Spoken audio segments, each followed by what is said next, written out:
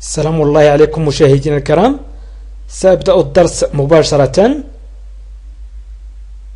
Je dois يجب علي avant قبل. Je dois يجب علي avant قبل. مثلا je dois aller à la poste avant midi. Je dois يجب علي aller أن أذهب à la poste إلى مكتب البريد avant قبل midi الظهر. Je dois. Je dois هو le verbe devoir au présent. Je dois, tu dois, il doit, nous devons, vous devez, ils doivent. وسأستعمله في تركيب جمل أخرى. Je dois يجب علي, tu dois يجب عليك, il doit يجب عليه. Avant. Avant تعني قبل. Après تعني بعد. Après تعني بعد. Avant تعني قبل. Je dois aller. Aller, le verbe aller هو أذهب. إلى.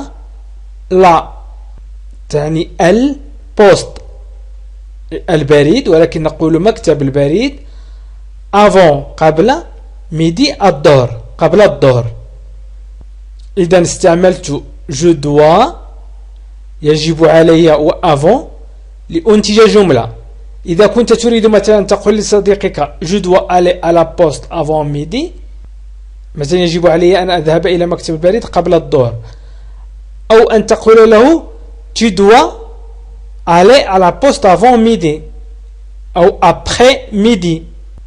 سأستعمل tu dois مثلا. tu dois يجب عليك.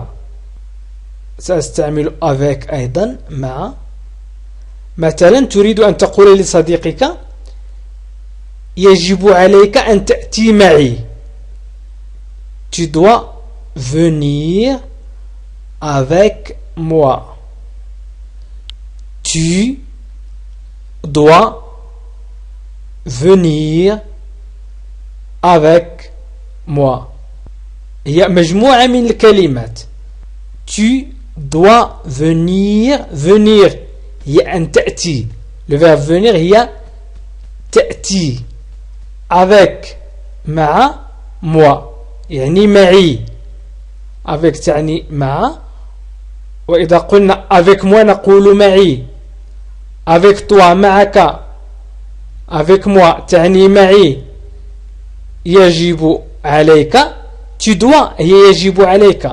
je dois هو يجب علي. il doit هو يجب عليه. et c'est la conjugaison du verbe devoir au présent. هو تصريف الفعل يجب إلى الحاضر. venir هو الفعل يأتي. يجب عليك أن تأتي. avec moi تعني معي. avec toi تعني معك. قبل أن أكمل الدرس مشاهدينا الكرام فقط أريد أن أذكركم أن هناك جوائز أرسلها في كل شهر. أرسل جوائز عبارة عن كتب وسيديات أو أرسل عبر الجيميل. أرسل عبر الجيميل كتب وأيضا ملفات صوتية إلى كل من يشارك في القناة ويضغط على جيم ويعلق على الفيديو. من لا زال لم يشترك فليشترك في القناة.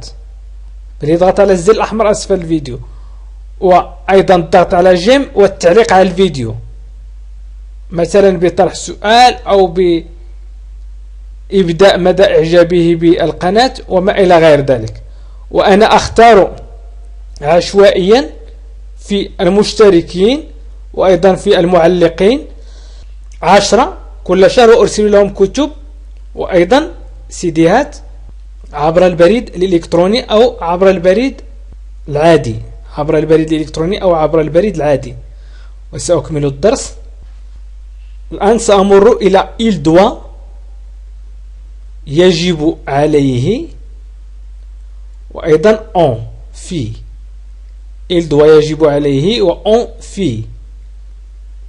il doit être en uniforme. il doit être en uniforme. il doit être en uniforme. il doit يجب عليه يعني هو يجب عليه. être أن يكون. avoir تعني يملك لديه وما إلى غير ذلك. وêtre تعني يكون. on في. uniforme هو الزي الرسمي. ترجمة الكلمة uniforme هو الزي الرسمي. ويمكن لكم مشاهدينا الكرام أن تكتبوا في التعليق ما هي ترجمة uniform، يعني من لديه ترجمة حرفية لهذه الكلمة فيمكنه أن يكتبها في التعليق. وله جزيل الشكر. قلنا il doit être en uniforme، يجب عليه أن يكون في الزي الرسمي. uniform الزي الرسمي. الآن سأمر إلى آل للمؤنث. هنا il فهي للمذكر، يعني il doit يجب عليه. ويمكن أيضا أن نستعمل آل doit. سأضع خطين لكي أفصل. يجب عليها il doit يجب عليه. elle doit يجب عليها. elle doit يجب عليها. وسأستعمل préposition حرف جر تعني في أو إلى. مثلا elle doit être à Paris demain. elle doit être à Paris demain. يجب عليها être أن تكون. تعني في. Paris باريس. demain غدا.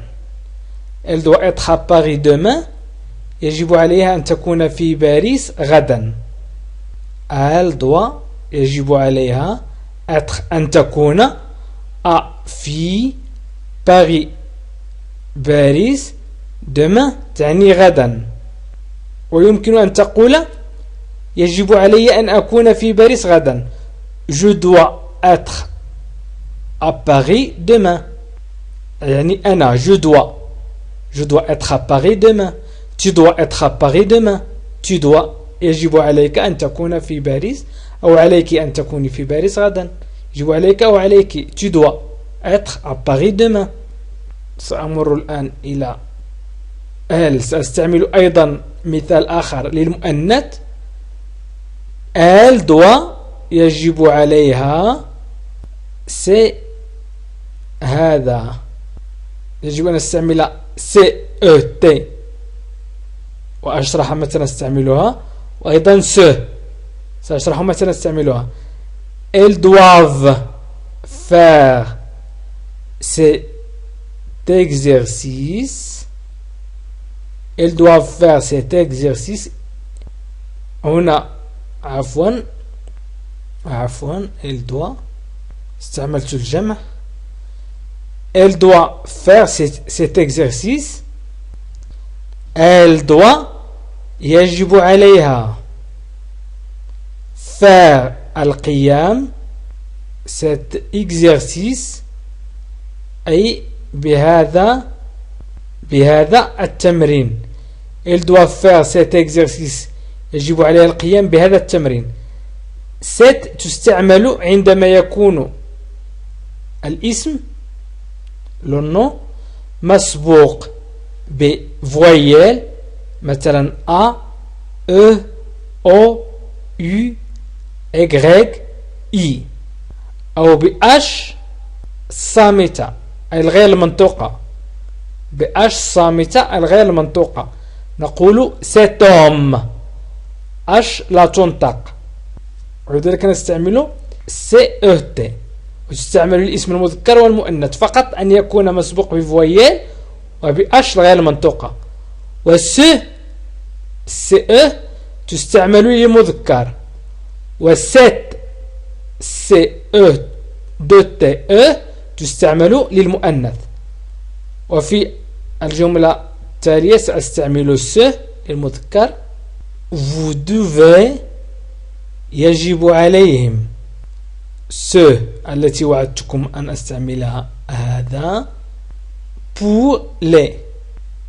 vous devez يجب عليهم. س تعني هذا، pour تعني les. vous devez faire ce travail pour le directeur. vous devez faire ce travail pour le directeur. vous devez يجب عليكم faire القيام. ce أي هذا، بهذا، travail العمل، pour تعني لي، le directeur المدير للمدير. vous devez faire ce travail pour le directeur يجب عليكم القيام بهذا العمل للمدير. faire يقوم أو يفعل. ce تعني هذا، travail العمل، pour تعني لي، le directeur المدير. vous devez faire ce travail pour le directeur. vous devez faire ce travail pour le directeur. سأمر الآن إلى nous. nous devons يجب علينا. notre تعني لنا. nous devons يجب علينا. notre تعني لنا. مثلا تريد أن تقول يجب علينا أن نقبل خطأنا مثلا.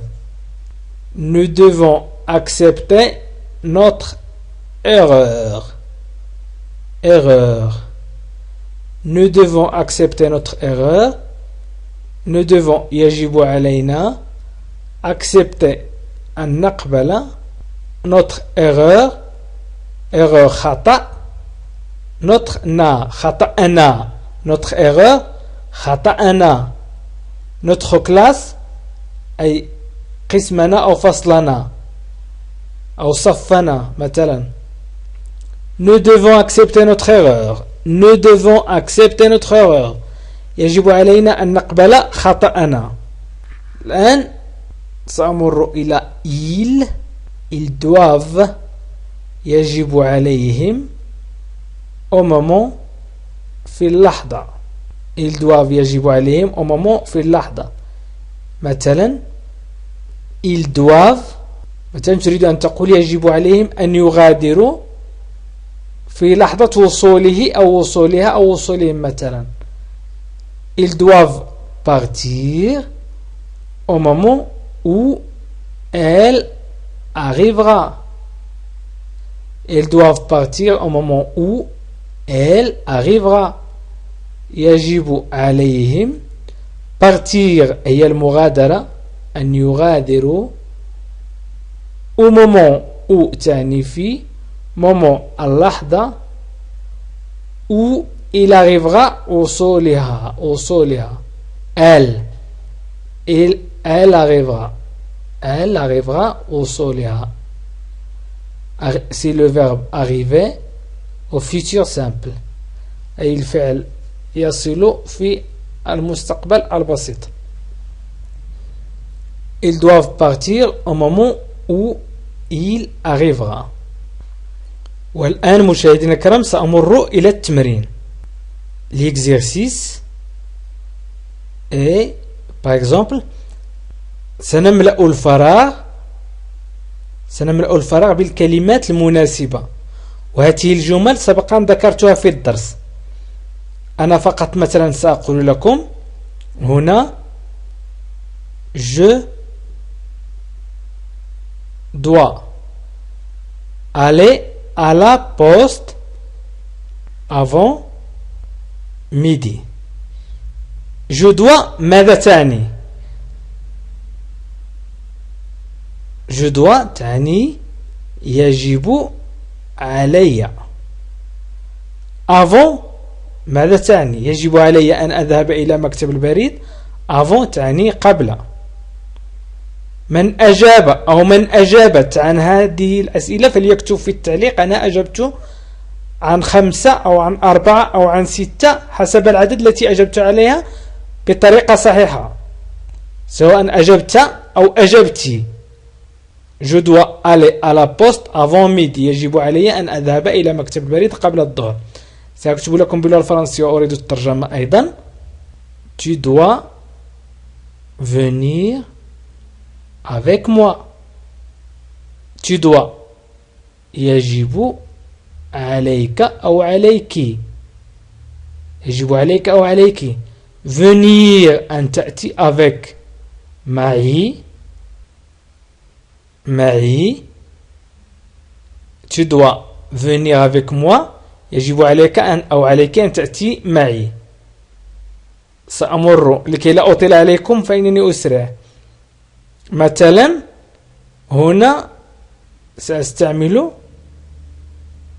il doit être en uniforme.